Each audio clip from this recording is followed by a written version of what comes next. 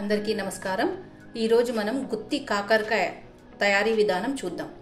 దీనికోసం నేను 1/2 కేజీ కాకరకాయల్ని తీసుకున్నాను।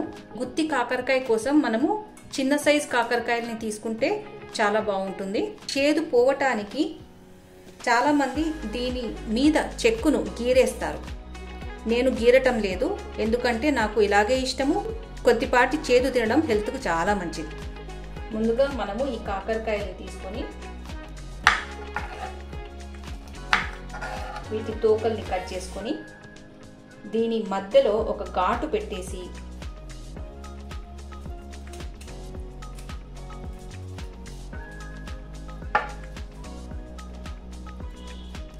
ఇలా ఘాటు పెట్టేసి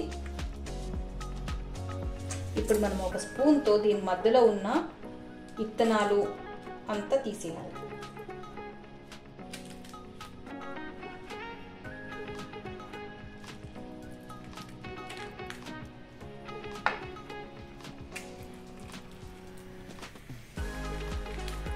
ఇలాగే అన్ని కాకరకాయలకి ఘాటు పెట్టేసి దాని లోపల ఉన్న ఇత్తనాలు అన్ని తీసేసి పక్కన ఉంచుకోవాలి। నేను కాకరకాయలన్నిటిని ఇలా మధ్యలో సీడ్స్ అన్ని తీసేసి ఉంచుకున్నాను। ఇప్పుడు చాలా మంది ఏం చేస్తారంటే ఉప్పు పసుపు కలిపేసి వీటికి బాగా రాసేసి 15 నిమిషాలు పక్కన ఉంచుతారు। 15 నిమిషాల తర్వాత వీటిని పిండితే దాంట్లోని నీళ్లుతో సహా చేదు కూడా బయటికి వస్తుందన్నమాట। అప్పుడు దీని కాకరకాయలోని చేదు తగ్గిపోతుంది। కానీ నేను అలా కూడా చేయట్లేదు, కొద్దిపాటి చేదు తినడం చాలా మంచిది కాబట్టి మీకు కావాలనుకుంటే చేదు తగ్గించుకోవాలనుకుంటే ఉప్పు పసుపు రాసేసి 15 నిమిషాలు పక్కన పెట్టేసి గట్టిగా పిండేయండి। గుత్తి కాకరకాయ స్టఫింగ్ కోసము మనకు 1 కప్పు పుట్నాలు కావాలి, సగం కప్పు ఎండు కొబ్బరి ముక్కలు కావాలి, 1/2 కప్పు ధనియాలు కావాలి, 1 టీ స్పూన్ జీలకర్ర, కొద్దిగా కరివేపాకు, 20 ఎండుమిరపకాయలు, 20 వెల్లుల్లి రెబ్బలు। ముందుగా స్టవ్ ఆన్ చేసుకొని ఒక ప్యాన్ పెట్టుకోవాలి। ఇందులోకి ఎండు కొబ్బరి ముక్కలు వేసి లో ఫ్లేమ్ మీద కొద్దిగా రంగు మారేంత వరకు వేపుకోవాలి। రంగు మారాక వీటిని ఒక ప్లేట్లోకి తీసుకోవాలి। తిరిగి స్టవ్ ఆన్ చేసి ప్యాన్లోకి ఎండుమిరపకాయలు వేసుకోవాలి, అలాగే ధనియాలు, కరివేపాకు, జీలకర్ర వీటన్నిటిని లో ఫ్లేమ్ మీద మంచి సువాసన వచ్చేంత వరకు వేపుకోవాలి। ఇందులోకి వెల్లుల్లి రెబ్బలు కూడా వేస్తున్నాను।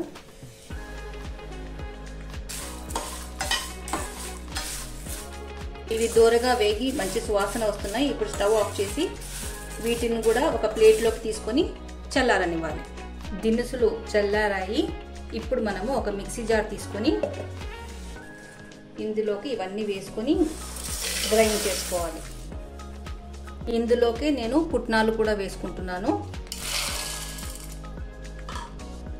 1/2 టీ స్పూన్ పసుపు, 1 టేబుల్ స్పూన్ ఉప్పు, ఈ స్పూన్ నాది 1/2 టేబుల్ స్పూన్ 2 సార్లు వేస్తున్నాను। ఇప్పుడు మనము ఈ దినుసులన్నీ మెత్తగా గ్రైండ్ చేసుకుందాం। నేను దీన్ని మెత్తగా గ్రైండ్ చేసుకున్నాను। ఈ పౌడర్ మిగిలితే దీన్ని ఒక గ్లాస్ జార్లో వేసుకొని మనం ఫ్రిడ్జ్లో స్టోర్ చేసుకోవచ్చు। ఇప్పుడు మనము ఈ కాకరకాయలని తీసుకొని వీటిలో మనము ఈ పౌడర్ని బాగా అదిమి నింపుకోవాలి।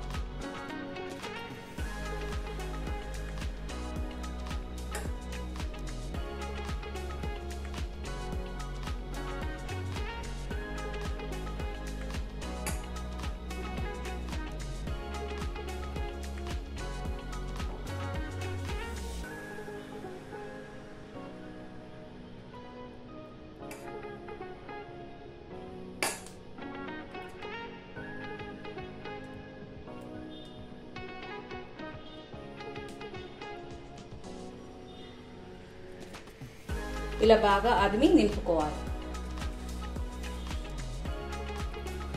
నింపుకున్న ఈ కాకరకాయకి మనము దారం చుట్టేయాలి గట్టిగా, ఎందుకంటే మనం వేపినప్పుడు ఈ మిక్స్చర్ ఈ పొడి అనేది బయటికి రాకుండా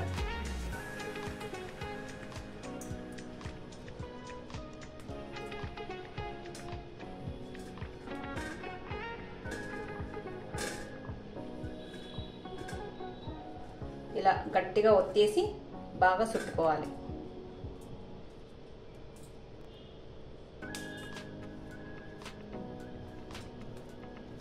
ఇలా గట్టిగా చుట్టుకొని పెట్టుకోవాలి. ఇలాగే అన్ని కాకరకాయల్ని తీసుకొని పొడి నింపేసి దారంతో కట్టేయాలి.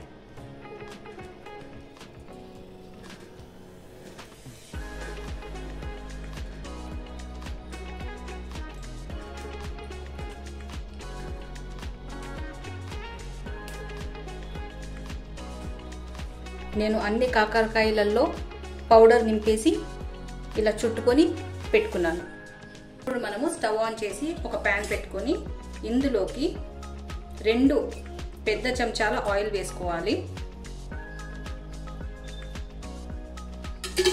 ఆయిల్ కాగిన తర్వాత ఇందులోకి మనము ఒక్కటొక్కటిగా కాకరకాయల్ని ఇలా పెట్టుకొని లో ఫ్లేమ్ మీద వీటిని వేపుకోవాలి. మధ్య మధ్యలో వీటిని అన్ని వైపులా తిప్పుకుంటూ వేపుకోవాలి.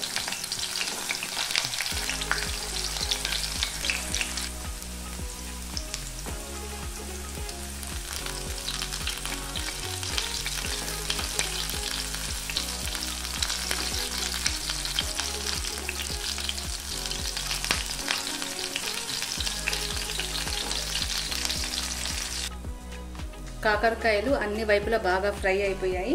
ఇప్పుడు మనం స్టవ్ ఆఫ్ చేసుకొని ఒక ప్లేట్లో సర్వ్ చేసుకుందాం.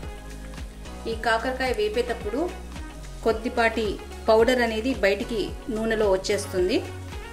దీన్ని ఎప్పుడూ డీప్ ఫ్రై చేయకూడదు.